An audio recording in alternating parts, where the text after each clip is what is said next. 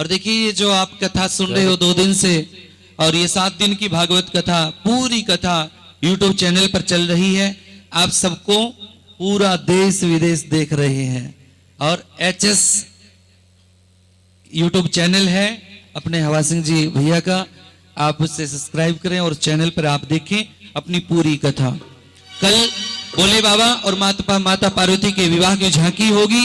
एक भोलेनाथ होंगे, एक पार्वती मैया, माला डाल करके दोनों का विवाह होगा। और माता पार्वती के विवाह में कन्यादान के रूप में जो भी आप दान करना चाहें आप कल कर सकते हैं, जैसे आप अपने घरों में कन्यादान करते हैं लड़कियों का। आइए कथा के विषय में हमारे भगत जी से कुछ विचार सुनेंगे। आइए कुछ बताइए।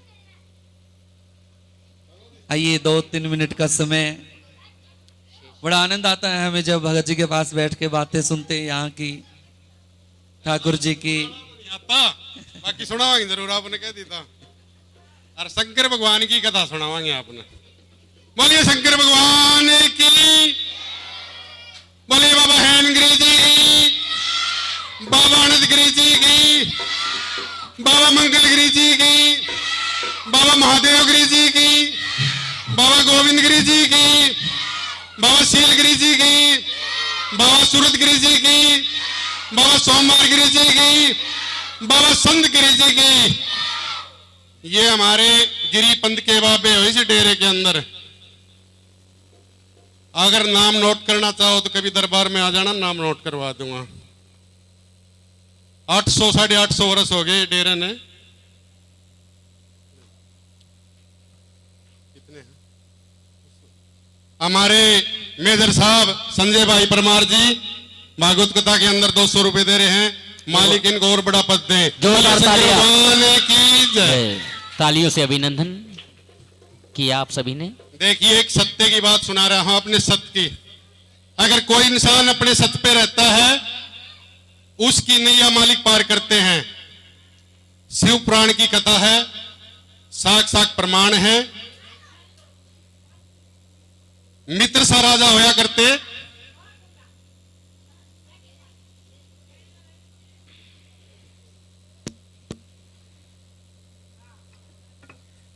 मित्र सा राजा होया करते।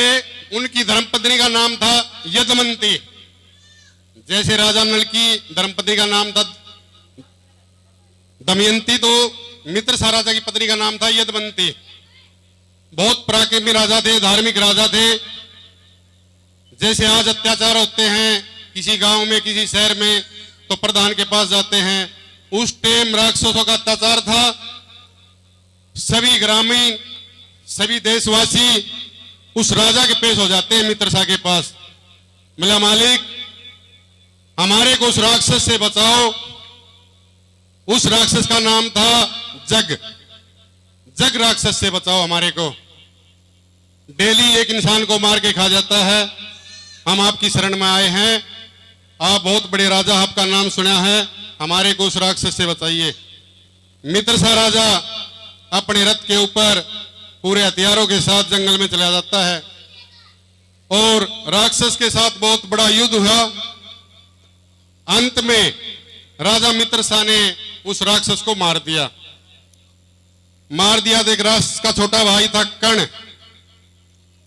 उस कर्ण ने सोचा भाई इतना ताकतवर राजा है, मेरा भाई भी बहुत ताकतवर था, मेरे भाई को इसने मार दिया।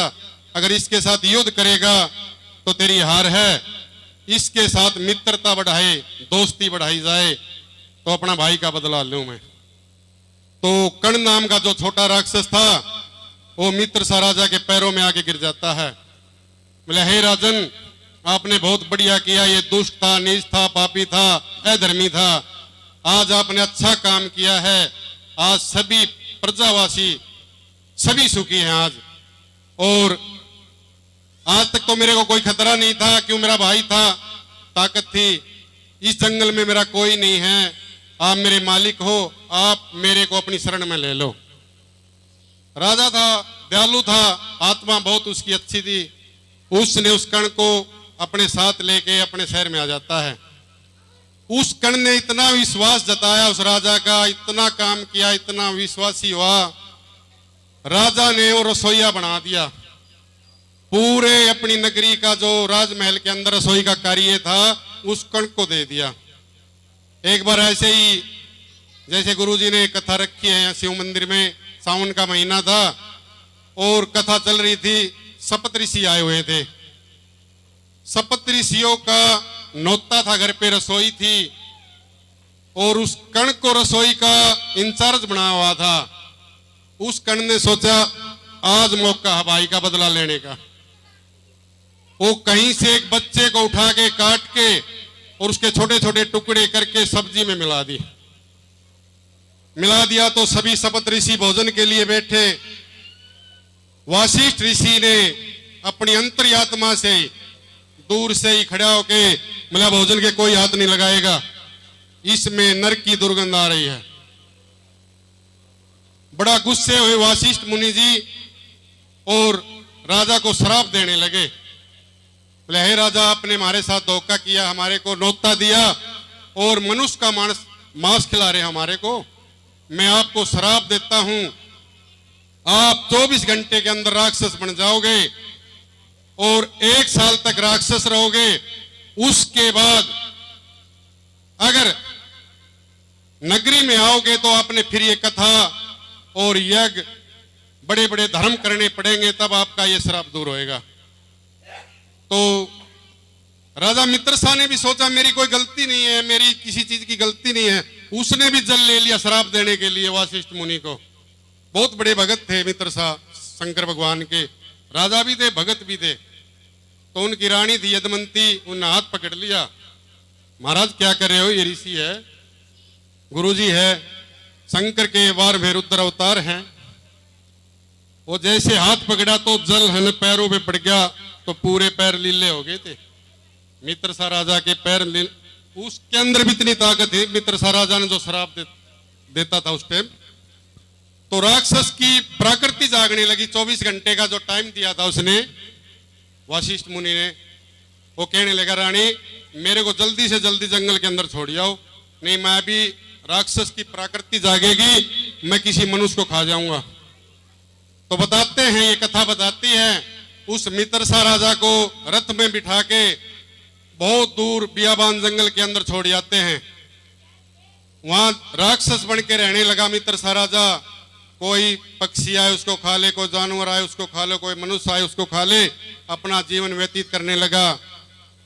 एक दिन बचा हुआ था श्राप मुक्त होने के लिए, सिर्फ एक दिन। ग्राम में बड़ी खुशियां थी गांव के अंदर, भाई एक दिन राजा का श्राप मुक्त के लिए बचा है। सभी पूरी तैयारियां कर दी थी रानी ने। उसी टाइम एक ऋषि पुत्र और ऋषि पुत्री अपनी शादी करके जंगल में घूमने के लिए गए थे। तो मित्रसा राजा की जो राक्षस बने हुए थे उसकी नजर जोड़े पे पड़ी ऋषि पुत्र और पुत्री के ऊपर, तो दोनों पकड़ लिए। तो जो ऋषि पुत्री थी उसने अपनी अरदास करी, बोले हे राक्षसगण जो भी है आप, हमारी अभी अभी शादी हुई है कुछ घंटे से ही, हमारे को कैसे भी आप हमारे को बकस दे। पर मित्रसा राजा उस ऋषि पुत्र को खा जाता है,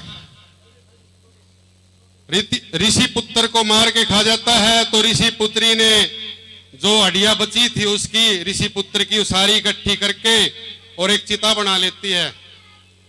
उस पूरी हड्डियों के लेके अपने बैठ जाती है उस चिता पे और उस राजा को श्राप देती है, मैं ऋषि पुत्री हूं, मैं तेरे को श्राप देती हूं, तो जिस स्त्री के भी हाथ लगाएगा वो स्त्री पत्थर की हो जाएगी, हृदय भस्म हो जाएगा। उस ऋषि पुत्री ने भी उससे श्राप दे दिया। अब वो एक दिन पूरा होना था, उधर से रानी ने अपने सेवक भेज दी जो राजा को नवा धोवा के अच्छे बढ़िया वस्त्र पहना के और राज्य कक्ष में लेके आओ उसको। तो बड़े बड़े ऋषि महात्मा सज्जन पुरुष शास्त्री जी सभी बुला रखे थे, गंगा जी से जल मंगवाया था शुद्ध करने के लिए। तो सारे कार्यक्रम करे, पूजा पाठ की, जो हमारे शास्त्र के धर्म हैं उसे नित्य सारे जो नियम नियम थे सभी किए। तो शाम होने लगी, रानी ने सोची अभी घर आएंगे, उठ के अभी आएंगे। रात के 10 बज गए। आखिर रानी उठ के गई, यदमंती रानी राजा के पास गई। राजा बोले रानी मेरे से 1 फुट दूर रहना। अगर तैने मेरा हाथ लगा दिया मैं भस्म हो जाऊंगा, तब पत्थर की हो जाएगी। अगर मैंने हाथ लगा दिया तो पत्थर की हो जाएगी, मैं भस्म हो जाऊंगा। रानी बोली महाराज ये कैसी प्रॉब्लम आ गई? बोले जिस दिन मेरा 1 दिन बचा हुआ था मैं एक ऋषि पुत्र को खा गया, और जो उसके ब्याही थी ऋषि पुत्री उसने मेरे को श्राप दे दिया। संतान नहीं थी उनके, राज का मालिक कोई नहीं था, नौजवान राजा था मित्रसा। बड़ी दुविधा में हो गए। कहते हैं मालिक अगर सत पर रहेंगे तो परेशानियां आएंगी, और मैं तो ज्यादा नहीं कह सकता। हमारी सरपंचनी बैठी, गुजरक है, और भी गुजरक काफी बैठे हैं। मैं भी बहुत परेशानियां से उभर रहा हूं, बहुत ज्यादा परेशानी से। 1989 में मंगलवार की शिवरात्रि थी। उस दिन लड़का दिया बाबे ने, चलो सांस इतने थे उसके कोई बात को ना। 12 साल के बाद फिर मंगलवार की शिवरात्रि आई, फिर बाबे ने लड़का दिया। आपकी दया से आज कॉलेज में जाता है, और ये शिवरात्रि भी मंगलवार की है। जो अब ये शिवरात्रि आएगी न सावन की, ये भी मंगलवार की है। अगर सत्य मार्ग पे चलोगे तो कष्ट आएंगे, और इतने कष्ट आएंगे अगर उसको झेल लेंगे तो नैया पार है हमारी। राजा रामचंद्र ने दिखाया अपना कष्ट, पुरुषोत्तम राम थे, साक्षात विष्णु भगवान थे, उन्होंने भी दिखाया अपना। कृष्ण भगवान ने भी लीला करके दिखाई है, राजा हरिश्चंद्र ने भी दिखाई, राजा मोरध्वज ने भी दिखाई है। सभी आप सीरियल देखते हैं टीवी में, सभी को पता है, सभी ज्ञानी हैं, सभी समझदार हैं। ऐसे मित्र सा राजा बड़े चिंतित हो गए, भाई इस राज का मालिक कौन बनेगा, राज को कौन संभालेगा। अगर तय रानी का हाथ लगा दिया तो रानी पत्थर की हो जाएगी, मैं भस्म हो जाऊंगा। बड़ी दुविधा में हो गए। जिस दिन रसोई के टाइम शपथ ऋषि आए थे, उस टाइम गौतम ऋषि भी उस रसोई के अंदर शामिल थे। राजा मित्रसा बड़े दुखी होकर जंगल के अंदर चल देते हैं। भी आत्महत्या करेंगे तो भी पाप है, चलो कोई जानवर शेर वगैरह खा लेगा, तेरी मुक्ति हो जाएगी। तो गौतम ऋषि के दर्शन होते हैं जंगल में, शास्त्र बताता है। गौतम ऋषि के दर्शन हुए, राजा मित्रसा उनके पैरों में पड़ गए। ऋषिवर नमस्कार। बोला भाई नमस्कार। बोला जी आपने पहचाने नहीं? बोला नहीं। बोला मैं मित्रसा राजा था। बोला अरे मित्रसा राजा, ये क्या हालत, तेरी इतनी बड़ी बड़ी दाढ़ी, तेरे फटे हुए कपड़े, तेरा शरीर कैसा? बोला मालिक आपने सब पता है, मेरे से बताने से कोई फायदा नहीं। बोला तो क्या चाहते हो आप? बोला मैं मुक्ति चाहता हूं, या तो मेरी मुक्ति हो जाए या मेरा जो श्राप है वो मुक्त हो जाना चाहिए। गौतम ऋषि उसको उपाय बताते हैं, जैसे महाराज जी गद्दी बैठे सभी को बताते हैं। आखिर उम्र में तो हमारे सिर्फ छोटे हैं, आपके भी बच्चे के समान हैं। बाकी जो व्यास गद्दी है बहुत बड़ी गद्दी है, इनसे हम शिक्षा लेते हैं यहाँ। ऐसे ही गौतम ऋषि ने मित्रसा राजा से कहा, हे राजन आपकी मुक्ति भी होएगी एक दिन, और श्राप मुक्त भी होएगा। आप गुजरात के अंदर, सौराष्ट्र बोलते थे पहले गुजरात को, आज गुजरात बोलते हैं उसको। सौराष्ट्र के अंदर वेजलपुर धाम है, शंकर भगवान का धाम है वेजलपुर। आप वहां जाइए और शंकर भगवान की पूजा करिए, आपका श्राप मुक्त होएगा, आपके 9 रत्न लड़का पैदा होएगा जो राज को संभालेगा। तो बताते हैं ऋषि का कहना मान के, आज तो बच्चे कम मानते हैं, माँ बाप का भी नहीं मानते। उस गौतम ऋषि का कहना मान के गुजरात चले जाते हैं, सौराष्ट्र के अंदर वेजलपुर धाम।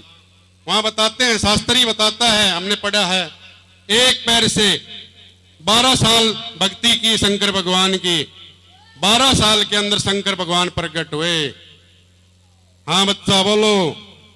बोले महाराज बोलने की क्या जरूरत है, आपने सब चीज का पता है। तथास्तु।